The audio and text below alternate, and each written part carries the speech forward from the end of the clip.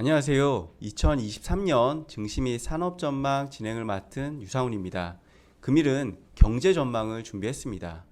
올해는 글로벌 인플레이션 압력으로 고강도 금리 인상 사이클과 경기 침체 우려가 더해지면서 글로벌 금융시장의 부진이 이어지고 있습니다. 내년에도 글로벌 경기 사이클이 매우 중요하다고 판단되기 때문에 가장 먼저 경제 전망을 듣기 위해서 리서치본부 박상현 전문위원님 모셨습니다. 안녕하세요, 위원님. 예, 안녕하세요. 일단 2023년 경제 전망 자료의 제목을 보니까 데탕트와 신용 리스크라고 하셨는데 이 데탕트란 단어가 좀 낯선데요. 제목에 대한 특별한 이유가 있을까요? 예, 뭐 아무래도 2020년 올해 정말 힘든 한 해였던 것 같고요. 그 힘든 한 해 가장 큰 원인 중에 하나는 우리가 그동안 뭐 말로만 얘기했던 냉전 시대가 다시 돌아오는, 그러니까 뭐 우크라이나 전쟁이라든지 또 미중 갈등 문제 자체가 상당히 좀 확산이 되는 부분, 거기에 뭐 미 연준의 금리 인상 사이클도 있긴 하지만 여하튼 갈등이라는 부분 자체가 상당 부분 이제 심화됐다라는 측면에서 올해 경제에 상당히 좀 부담을, 또 금융시장에도 상당히 좀 악재로 좀 작용한 것 같고요. 그러니까 대탕트라는 게 어떻게 보면 동서간의 좀 화합을 의미한 부분들이기 때문에, 그래서 뭐 미중 갈등 화해라든지 뭐 우크라이나 전쟁 자체가 조금 종전적으로 가기를 좀 바라는 어떠한 희망도 좀 담았고요. 또 그러한 것들이 돼야 또 글로벌 경기 자체가 상당 부분 이제 좀 반등을 좀 할 수 있지 않을까라는 쪽에서 일단 대탕트라는 부분에 좀 기대 섞인 제목을 하나 줬고요. 근데 좀 하나 좀 기대를 거는 부분 자체는 이제 금융시장과 어떻게 보면 중앙은행 간에도 상당히 이제 조금 뭐 마찰하는 어떤 그런 좀 갈등 관계가 있었는데, 내년에는 이제 금리 인상과 또 금융시장 간에 어떤 좀 타협점이 나오지 않겠냐. 그것이 또 어떻게 보면 금융시장에서 대탕트일 수 있는 부분들이 있고요. 그러한 것들이 지금 시장에서 가장 우려하고 있는 내년도, 뭐 내년도 경기 모습은 다 안 좋다라고 얘기를 하시는데, 그 안 좋은 강도를 좌우하는 게 이제 신용 리스크인 부분들인 것 같습니다. 근데 그 신용 리스크 자체를 결국은 조금 낮춰줄 수 있는 것들이 이러한 좀 뭐 대탕트, 뭐 꼭 정치적인 대탕트뿐만 아니라 금융시장의 어떤 대탕트가 좀 나오면서 좀 그런 신용 리스크를 좀 완화시켜주지 않을까라는 좀 기대를 갖고 제목을 그렇게 좀 달아봤습니다. 일단 먼저 2023년 경기 침체 우려가 상당히 커지고 있습니다. 2023년 경기 사이클 어떻게 전망하시나요? 예, 뭐 지금 각 기관이라든지 또 뭐 우리나라 뭐 각 증권사라든지 뭐 주요 뭐 전망 기관에서 발표하는 거 보면 내년도 경기 다 뭐 안 좋게 좀 보고 있는 것은 분명한 것 같고요. 과연 이제 내년에 또 일부에서 우려하는 거는 뭐 심각한 경기 침체, 앞서도 말씀드렸지만 뭐 신용 리스크, 우리가 뭐 글로벌 금융위기를 다시 소환하지 않더라도 그와 유사한 어떤 위기가 발생을 하면서 미국 경기 자체가 급격히 침체가 되는 이러한 현상들이 나오지 않을까라는 이제 우려가 분명히 이제 깃든 것이 이제 분명한 것 같습니다. 근데 화면에도 있듯이 사실은 내년도 우리나라 뿐만 아니라 글로벌 경기 자체 조금 긍정적으로 보게 되면 좀 겨울을 지나서 좀 리스크, 오늘 이제 말씀드릴 내용들 자체가 확산이 되지 않는다라고 하면 내년 2분기 정도 후반 정도 와서는 조금 바닥을 확인하지 않겠느냐. 그래서 하반기에는 조금 완만한 회복을 조금 말씀을 좀 드릴 수 있을 거로 좀 생각을 하고 있고요. 그러나 좀 부정적으로 봐서 정말 뭔가 큰 문제가 터졌다, 신용 리스크가 터졌다라고 하면 내년도 경기 침체의 어떤 하락폭 이런 것은 좀 가능하기가 쉽지 않은 것 같고요. 또 반등 자체도 내년에는 좀 기대가 좀 어렵다라는 부분으로 조금 요약 정리할 수 있을 것 같습니다. 방금 전에도 이 경기 사이클과 신용 리스크를 좀 강조하셨는데요. 2023년 가장 주목해야 할 신용 리스크는 무엇이 있을까요? 예, 제가 내년도 이제 신용 리스크와 관련돼서 이렇게 조금 강조를 드리는 이유를 먼저 조금 설명을 드리게 되면, 저 화면상의 그 우측에 이제 보이는 이제 미국 그 성장률과 제가 미국 신용 스프레드, 우리가 얘기하는 이제 신용 리스크를 이제 대변하는 지표를 그려놨는데요. 이제 역축을 해놨습니다. 그래서 이제 떨어지는 것이 이제 신용 리스크 자체가 상당히 커지는 건데, 차트를 보시면 알겠지만 결국 미국 경기의 어떤 둔화 뭐 이러한 것들에 좌우되는 가장 큰 요소 중에 하나가 저 신용 리스크인 부분입니다. 그러니까 신용 리스크 자체가 확산이 되면 경기 자체가 상당한 심각한 침체를 받고 있기 때문에, 그러한 측면에서 현재 미국의 어떤 금리 인상 사이클 하에서 우리가 좀 신용 리스크 자체를 상당히 우려할 수밖에 없는 부분들이고요. 관련해서 이제 그 과연 그럼 무슨 리스크를 저희가 주목을 하냐, 크게 세 가지를 이제 저는 이제 말씀을 좀 드리고 있는데요. 첫째는 이제 국제 시장에서 뭐 최근에 이제 영국 사례에서 보듯이 국제 시장에서 뭔가 큰 요동이 있을 수 있다라는 어떤 잠재 리스크를 하나 조금 말씀을 좀 드리겠고요. 두 번은 이제 기업 단에서 아무래도 이제 물가도 많이 오르고 원자재 가격도 많이 오른다다가 금리도 이렇게 많이 오르고 경기마저도 안 좋아지게 되면 기업들 자체의 부도에 대한 위험들, 그러니까 기업들이 갖고 있는 부채 리스크 자체가 또 현실화될 수 있는 부분들이 있고요. 마지막으로는 우리나라와는 좀 뗄 수 없는 중국의 여러 가지 저성장, 신용 리스크 자체도 내년에 좀 주목해야 될 리스크가 아닌가 좀 보고 있습니다. 일단 그러면 내년 주목해야 될 신용 리스크로는 역시 국채시장 리스크, 기업 부채 리스크, 그리고 중국 리스크를 보시는 거네요. 크게 세 가지 정도를 좀 보고 있고요. 우선 말씀드린 건 국채 리스크부터 조금은 이제 좀 말씀을 좀 드리도록 하겠습니다. 국제 시장 뭐 최근 올해 성적표죠. 30년 내 최악의 성적표를 받아서 뭐 주식 시장도 안 좋았지만 뭐 그동안 장기 호황을 누리던 채권 시장 자체도 상당히 안 좋은 상황들입니다. 그러면 내년에 그럼 좋아질 거냐? 쉽지가 않다라고 보는 게 또 화면에 차트를 보이면서 이제 설명을 드리겠는데요. 그림 2번에 왼쪽에 있는 정부 부채를 보시게 되면 최근에 좀 둔화가 되긴 하겠지만 그 팬데믹 과정을 거치면서 정부 부채 자체가 너무 많이 늘어났습니다. 그러니까 빚 부담이 많이 늘어났다는 얘기죠. 그 얘기는 이제 채권 시장의 발행량, 그러니까 아무래도 공급 국채가 많이 늘어난다는 의미이기 때문에 가격이 떨어진다라는 의미인 사항들이고, 저게 그러면 이제 해소가 될 거냐라는 부분 자체는 지금의 여건으로 봐서는 게 쉽지 않은. 그러니까 지금 그 각종 정부 지출, 특히 이제 최근에 우크라이나 전쟁으로 해서 유럽은 뭐 재정 지출을 더 늘려야 되는 그러한 상황으로 좀 내몰리고 있는 상황들이어서 좀 국제 시장의 불안 자체가 상당 부분 더 이어지지 않을까라는 이제 우려감을, 그러니까 기본적으로 체력이 약하다라는 부분으로 요약할 수 있는 부분들이 있고요. 다만 그 제가 뭐 오늘 뭐 긴 시간이 아니라 짧은 시간으로 좀 말씀을 좀 드린다라고 하면, 왜 국제 시장이 그래도 좀 이러한 우려에도 불구하고 최악의 국면으로 가지 않을까라는 좀 생각을 해보게 되면 크게 한 두세 가지 정도를 들 수가 있는 부분들인데요. 첫 번째는 시장에서 가장 우려하고 있는 물가, 이것이 과연 안정을 찾겠느냐라는 부분에서 저희 하우스에서는 내년 1분기를 기점으로 해서 미국 물가가 조금은 또 글로벌 물가 자체가 하향 안정화 될 수 있다라는 좀 생각을 좀 하고 있습니다. 그 이유 중에 하나는 사실은 지금 우려가 되고 있는 유럽의 천연가스 가격이 조금 안정세를 좀 보이고 있고 해서 겨울철 대란을 좀 피할 수 있다라는 어떤 희망을 좀 갖게 되는 부분들이 하나 있는 것 같고요. 두 번째는 지금 미국 물가와 관련돼서 가장 문제가 되고 있는 게 이제 주택 가격입니다. 근데 주택 가격이 최근에 여러 가지 소식을 들어보면 상당히 예상보다도 좀 급하게 좀 떨어지고 있는 것 같고요. 그 주택 가격이 떨어진다는 건 궁극적으로 지금 미국 물가의 주된 상승 요인인 임대료 가격의 어떤 하락으로 좀 이어질 수 있는 부분들이 있는 것 같습니다. 그래서 그렇게 보면 내년 1분기부터 미국의 물가가 하향 안정화될 수 있다라는 좀 생각을 좀 하고 있고요.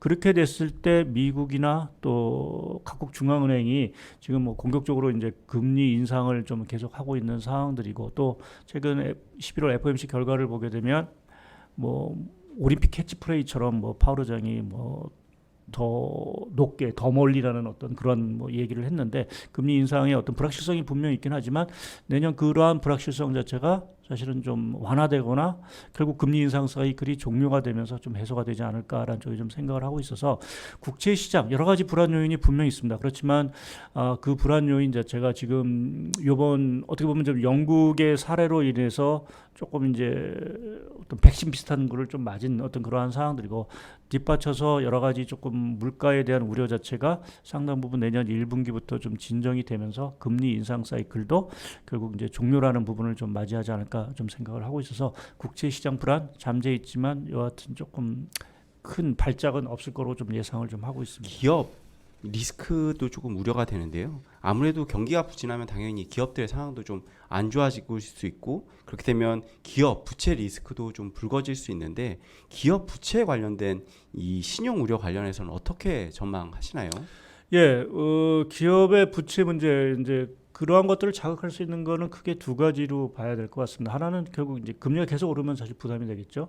또 한 가지는 이제 경제 자체 활동이 심각한 활동이 그렇게 뭐 큰 데미지 없이 순탄하게 넘어간다라고 하면 저희가 이제 안심할 수 있는데 뭐 금리와 관련된 부분은 앞서 말씀드렸고 지금 미국이 뭐 다른 나라보다 사실 기업 부채와 관련돼서 가장 이제 우려가 되는 것이 화면에 좀 잠깐 보여드리면 좀 생소하실 수 있는데 그림 6번에 이제 레버리지 론이라는 게 있습니다. 이 레버리지 론이라는 건 우리가 그 과거 글로벌 금융 위기 때 서프라임과 비슷하게 그러니까 신용 등급이 안 좋은 기업에 이제 대출을 해준 겁니다. 근데 그 규모 자체가 지금 미국 같은 경우 한 1조 5천억 달러 정도가 되는 상당히 큰 규모인 부분들이기 때문에 결국 그 경기 활동 이러한 것들이 악화된다면 당연히 기업들이 돈을 갚지 못하겠죠. 이제 그러한 것들이 리스크로 이제 발생할 수 있는 부분들이어서 지금 내년도 이 기업 부채와 관련된 리스크를 상당히 좀 저희가 우려를 하는데 조금 이제 다행스럽다라고 할까요? 제가 조금 그래도 이 기업 부채 리스크 자체가 현실화될 가능성이 낮다라고 보는 이유 중에 하나는 지금 미국의 기업 펀더멘탈 부분입니다. 지금 미국 경기가 안 좋다라고 하지만 화면에 지금 보여드리는 그림 12번을 조금 보시게 되면 특히 왼쪽에 그 오렌지색에 보듯이 미국의 산업 생산 지수를 이렇게 보시게 되면 과거에 같이 그려놓은 이제 신용 스프레드 자체가 올라가게 되면 이 산업 생산 지수 자체가 항상 이렇게 조정을 받고 이제 꺾이는 그러니까 경기 자체가 상당히 심각한 둔화가 오면서 기업 활동이나 이익에 상당히 데미지를 줬었는데 이번 같은 경우는 다행히 그 미국의 산업 생산 지수 자체가 신용 스프레드라든지 금리가 올라감에도 불구하고 크게 흔들리는 모습을 보이지 않고 있습니다. 그러니까 그만큼 이제 미국의 경제 펀더멘탈이라든지 기업의 어떤 이익보다도 현금 창출 능력이 아직은 조금 유지가 되고 있다라는 측면에서 보게 되면 뭐 이거 역시 좀 우려는 있긴 하지만 사실은 조금 미국 경기가 크게 흔들리지 않는다라고 하면 기업 부채 부도까지도 연결되는 이 고리 자체는 그렇게 아직은 좀 심각해 보이지 않는다라고 좀 결론을 내릴 수 있을 것 같습니다. 물론 몇 개 기업은 망할 수는 있을 거로 보고 있긴 하지만 문제는 이제 큰 대형 기업이 이제 망하냐라는 부분에서 보게 되면 그 가능성이 좀 낮다라는 부분에서 조금 우리가 좀 신용에 대한 리스크 이러한 부분 기업 단에서의 리스크 자체도 좀 잠재적인 위협에서 좀 끝나지 않을까. 그래서 경기 사이클에도 큰 악영향을 미치는 정도 수준까지는 발전하지 않을 거로 좀 보고 있습니다. 일단 미국 기업들의 펀더멘탈이 아직 양호하고 따라서 기업 신용 리스크는 아직까지는 그렇게 심각한 수준은 아니라고 판단을 하시는 거네요. 예, 맞습니다. 그렇다면 마지막으로 말씀해 주신 중국 리스크에 대해서도 상당히 좀 우려가 커지고 있습니다. 최근에 시진핑 집권 3기 관련해서 차이나런 리스크도 좀 회자되고 있는데요. 중국 리스크 어떻게 전망하시나요? 예, 제가 오늘 말씀드린 세 가지 리스크 중에 개인적으로 보면 이제 중국 리스크 자체가 조금 가장 우리나라 금융시장, 경제 이러한 부분에 가장 큰 영향을 미치는 변수가 아니고 또 가장 조금 불안한 변수이다라고 좀 저는 판단을 하고 있습니다. 저희가 뭐 각종 그 자료를 통해서 중국 리스크에 대해서 계속 강조를 좀 드리고 있는데 최근 뭐 화면에서도 보여드린 것처럼 이제 집권 상기, 뭐 시진핑 집권 상기 체제가 들어가면서 가장 부각이 되는 게 이 저성장 리스크입니다. 아무래도 지금 시진핑 국가주석이 그 강조하는 아젠다 중에 하나가 이제 뭐 잘 아시는 이제 공동부유, 함께 잘 살자라는 얘기인데 이 공동부유라는 것들은 결국 중국의 자본주의 체제에 어떻게 보면 좀 사회주의 성향의 어떤 색채를 좀 입히는 것이 아닌가라는 점 저는 생각을 하고 있고요.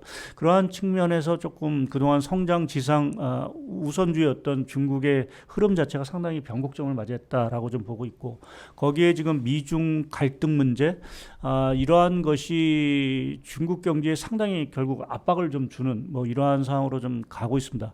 그러면 이러한 중국의 저성장이라는 부분 자체 어찌 보면 중국도 처음 맞아보는 개혁개방 이후 처음 맞아보는 이러한 상황에서 문제가 되는 거는 사실 지금 우려가 되고 이 부동산 경기 자체가 더 악화될 수 있다라는 이제 우려가 있죠. 그것이 내년 들어가서도 자칫 신용 리스크로 사실은 이제 촉발될 수 있는 그 잠재 리스크가 있기 때문에 그러한 측면에서 보면 중국 리스크에 대해서는 사실은 저희가 조금 더 예의주시를 해야 되는 그러한 상황으로 좀 봐야 될 것 같습니다. 그러니까 중국의 어떤 저성장이라는 게 어떻게 보면 새로운 시대 또 새로운 어떤 국면에서 나타나는 어떤 현상들이기 때문에 그 현상에 사실 적응하는 데는 좀 시간이 좀 걸린다라고 보고 있고요. 그것이 중국뿐만 아니라 우리나라 경제에도 상당히 조금 부정적인 영향을 미칠 수 있고, 다만 앞서 이제 차이나 런과 관련된 리스크, 그러니까 결국 중국에서 자금들이 빠져나온다라는 부분에 있어의 리스크 자체, 특히 뭐 화면에서도 조금 잠깐 보여드리지만 중국 부동산 그림 5번에 보듯이 지금 중국 IMF에서 전망한 걸 보게 되면 홍다와 같은 지금 부동산 개발 업체 중에 거의 한 50%는 그 이자도 갚지 못하는 정도의 아주 악조건에 있다라는 부분에서 보게 되면 이러한 것들이 중국의 그 시진핑 국가주석 3기 체제와 맞물려서 자금의 이탈, 중국에서 어떤 자금 이탈 자체를 상당 부분 촉발시키는 또 다른 어떠한 좀 계기로 좀 작용을 하고 있고요. 그래서 과거에 보게 되면 이런 중국 리스크가 커지면 당연히 우리나라에는 사실 부담이었습니다. 앞으로도 부담을 좀 줄 거는 분명한 것 같습니다. 다만 저희가 이 미중 갈등 문제와 또 공급망 차질과 관련된 여러 가지 어떤 현상 변화, 또 제가 화면에도 좀 있었지만 보여드리면 달러하고 위안화 흐름을 이제 가지고 설명을 드리고 있는데, 결국 2000년대는 중국이 워낙 좋다 보니까 위안화가 강세 를 보였지만 최근에는 위안화가 약세를 보이고, 반면에 달러가 강세를 보인다는 얘기는 그만큼 글로벌 경제 패권이 미국으로 넘어갔다라는 부분들인 것 같고요. 그나마 좀 다행스러운 게 우리가 그 미국이 주도하는 이런 새로운 공급망에 사실은 주요 이제 주된 어떤 산업군들이 포함될 수 있다라는 측면에서 보게 되면 조금은 저희가 수혜를 받을 수 있는 부분들이 있고요. 그래서 그러한 것들이 최근에 외국인 자금이 국내로 유입이 되는 어떤 그러한 현상들이고, 내년에도 아마 이러한 어떠한 그 수혜 찾기 게임과 비슷한 것들은 이어지지 않을까라는 좀 생각을 하고 있습니다. 그래서 중국에 대한 근본적인 어떤 리스크 자체를 저희가 벗어나기는 어렵습니다. 그렇지만 그 과정 속에 약간의 조금은 혜택이라든지 또 투자 아이디어를 찾는 이러한 노력은 2023년에 좀 필요하지 않을까라는 쪽에 좀 생각을 하고 있고요. 근데 중국 리스크와 관련돼서는 계속 강조드리지만 내년에 말씀드린 세 가지 리스크 중에서 가장 주목해야 될 리스크다라는 부분은 다시 한번 좀 강조를 좀 드리도록 하겠습니다. 국내 경제에 대한 우려도 상당히 커지고 있습니다. 2023년 한국 경제 어떤 모습일까요? 예, 당연히 뭐 올해보다는 안 좋은 모습일 것 같고요. 또 최근에 뭐 다들 아시는 것처럼 이 자금 경색 문제, 레고랜드 사태에서 촉발된 자금 경색 문제 자체는 사실은 국내 여러 가지 신용 리스크를 지금 흔들고 있습니다.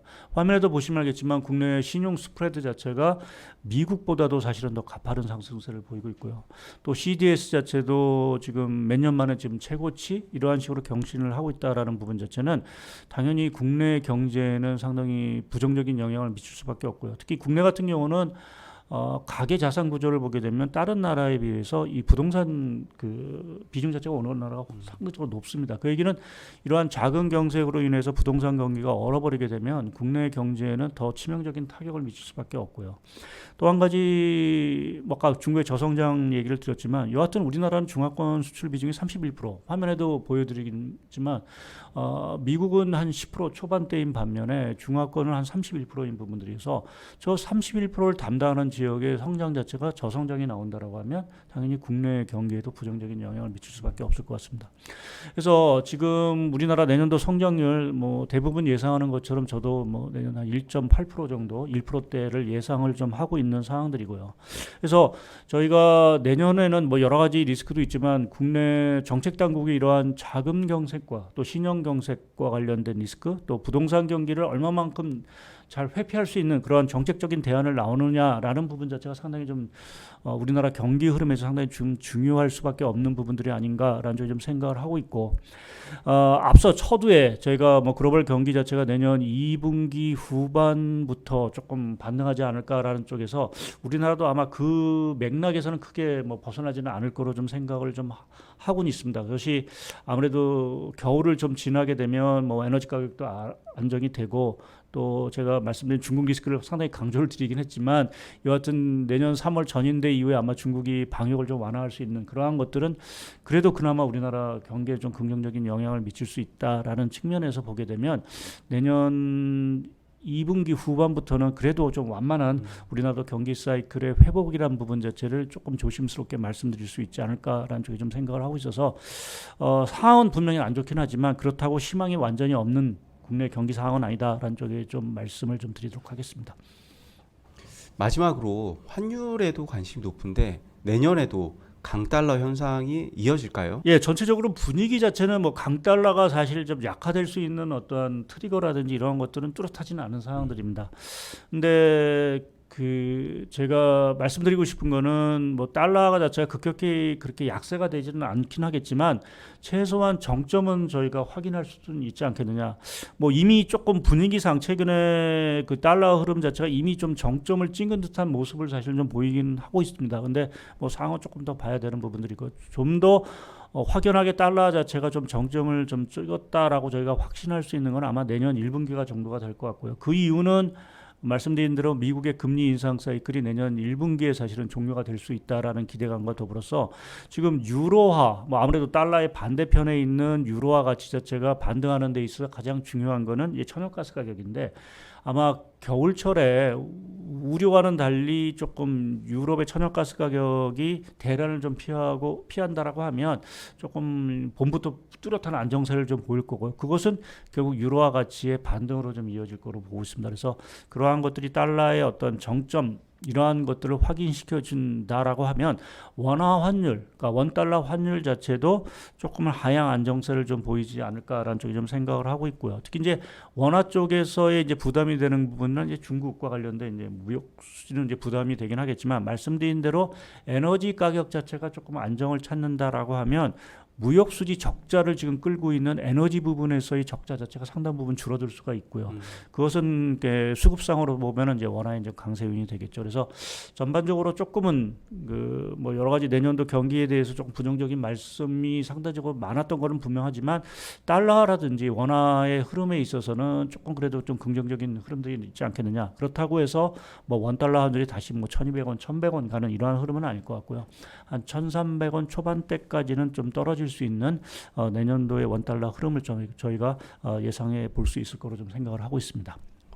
일단 달러 환율은 연초에 고점을 형성한 이후에 조금 안정화될 수 있다라고 보시는 거고 1,300원 정도를 전망하시는 거네요. 예, 그러니까 그 정도고 뭐 조금 더 긍정적으로 봐서 뭐 정말 대탕트와 같은 어떤 분위기 뭐 이러한 현상들이 생긴다라고 하면 뭐 경기의 어떤 반등 이러한 것들도 예상보다 좀 강해질 수 있고요. 또 신용 리스크도 상당 부분 이제 안정이 되면서 오히려 달러 자체도 생각보다는 조금 하락폭 차지가 커진다라고 하면 원 달러 환율 자체가 1,300원 밑으로 내려갈 수 있는 뭐 리스크 뭐 물론 뭐 신용 리스크가 커지면 뭐 1,500원으로 올라갈 수 있는 어떤 가능성도 있긴 하지만 조금 긍정적인 시각 또 대탕트라는 분위기 자체가 형성이 되는 어떤 그러한 상황이 된다라고 하면 조금 더 낮게 봐서 1,300원을 좀 깨고 내려갈 수 있는 힘도 그러한 쪽에서 있을 수 있긴 하지만 일단은 조금 한 1,300원 초반 정도 수준을 보는 게 좀 합리적이 아닐까라는 쪽에 좀 생각을 하고 있습니다. 네, 지금까지 2023년 경제 전망을 말씀드렸습니다.